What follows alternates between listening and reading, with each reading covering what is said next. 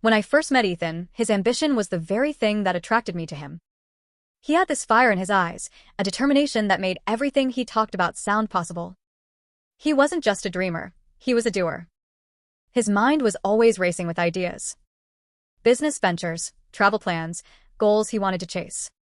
It was intoxicating to be around someone like that. I admired it at first. I thought his drive would lift us both higher. But as time went on, that fire started to scare me. His world was always moving forward, always reaching for more, and I began to feel left behind. His late nights at the office, his constant networking, his obsession with self-improvement. It all made me feel like I wasn't enough. I wanted his world to slow down, to revolve around me the way mine revolved around him. At first, I tried subtle ways of holding him back. When he talked about taking a new project at work, I'd pout and say, "But you'll be so busy. Don't you want time for us?" When he suggested going back to school for a certification, I dismissed it with, "Why waste money on something you don't even need?" He would smile and reassure me, telling me that we had plenty of time together, but I could see the hesitation in his eyes every time I planted a seed of doubt. The more he grew, the more I shrank. I couldn't stand the idea that his ambitions might carry him to a life where I didn't fit. So, I escalated. One evening, he came home buzzing with excitement.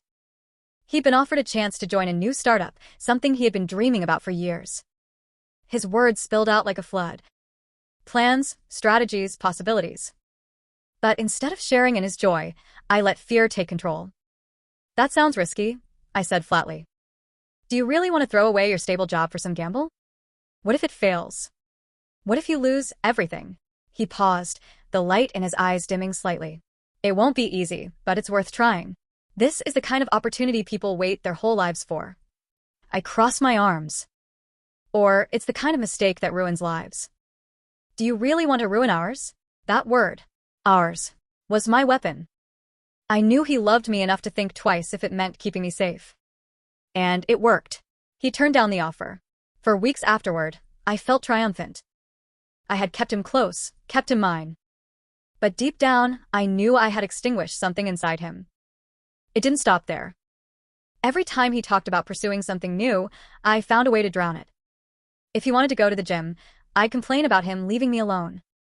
If he wanted to attend a networking event, I'd accuse him of prioritizing strangers over me.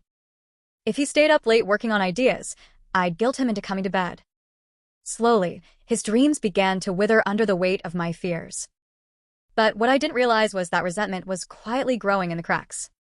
One night, he looked at me across the dinner table, his food untouched. "Do you even believe in me anymore?" he asked softly. The question caught me off guard. "Of course I do. I just don't want you to take risks that could hurt us." He shook his head. "No, it's more than that. You don't just want to protect us. You want to keep me small. Every time I try to reach for something, you pull me back. You don't believe I can do it, do you?" I opened my mouth to protest, but the truth hung heavy between us.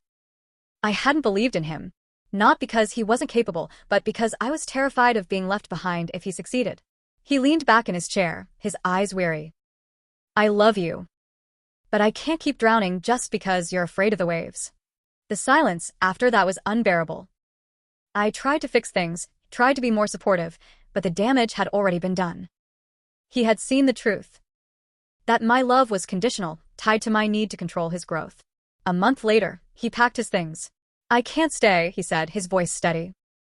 "If I do, I'll lose myself. And I can't give up who I am for anyone. Not even you." I begged, I cried, I promised I'd change. But he only shook his head. "You should have believed in me when it mattered." And then he was gone. In the months that followed, I watched from afar as he built the life he had always dreamed of. He joined another startup, and this time, he soared. His company grew, his confidence returned, and the fire in his eyes blazed brighter than ever. But that fire no longer belonged to me. I told myself I had lost him because he changed. But the truth is, I lost him because I couldn't bear to let him change. I tried to drown his ambitions out of fear, and all I did was teach him how to swim without me. Now I live with the knowledge that he could have taken me with him into that future, if only I had believed in him the way he believed in himself.